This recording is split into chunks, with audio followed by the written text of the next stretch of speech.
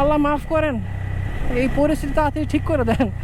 মানে এরকম যারা অনেকে আছে যারা বুঝে না, মানে দেখা যাচ্ছে যারা অনেকে বাটন ফোন যারা ইউজ করে তাদের জন্য আসলে ব্যাপারটা খুব মানে কষ্টদায়ক হয়ে যাবে। বিকজ এই জিনিসটা হচ্ছে মানে মোবাইলে আবার নেটও থাকতে হবে, নেট না থাকলেও প্যারা।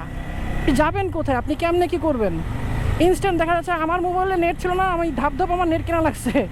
নেট কিনে আমি নতুন করে লগ ইন করছি, লগ ইন করে আমাকে নতুন করে একটা কিউআর কোড দিছে, তারপর ওটা দিয়ে হচ্ছে আমি তেল নিতে পারছি।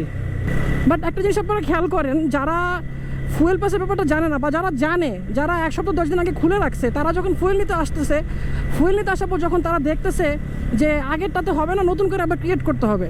এখন যাদের বাটন ফোন তারা দেখা যাচ্ছে কোনোভাবে প্রিন্ট আউট করে বের করছে, এখন সেটা হবে না। তারা কি করবে? এই 3-4 ঘন্টা লাইনে বসে থাকার পরে তারপরে এখন যদি বলে না দিতে পারবে না, দিব না, মানে তখন তো লোকটার মানে পুরোটা দিন মাটি। এই যে মানে মাথার ঘাম পায়ে ফেলে যে সারাটা দিন বসে বসে ফুয়েল নিচ্ছে, এটা পুরোটা একেবারে মাটি হয়ে যাবে। যাই হোক, অবশেষে 1350 টাকার তেল ঢুকলো, ট্যাঙ্কি ফুল হয়ে গেল, আর ঝামেলা নাই। আমি যদিও বাইক বিষয়টা বের করি না, ইনশাল্লাহ আশা করি আমার এটাতে অনেক দিন হয়ে যাবে। আর ট্রাস্টের ফুয়েলটা নিয়ে দেখলাম পুরো একদম টকটকে, একদম যেই অকটেনের যে কালারটা, এক্স্যাক্ট যে কালারটা সেটাই পাইছি। কিছু পাম্পে দেখলাম যে অকটেনের কোয়ালিটি একটু ডিফারেন্ট, কালারটা চেঞ্জ হয়ে গেছে।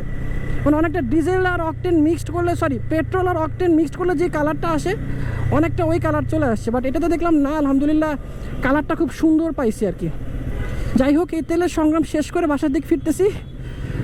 আবার পরবর্তী কোনো ভিডিওতে দেখা হবে। সবাই ভালো থাকবেন।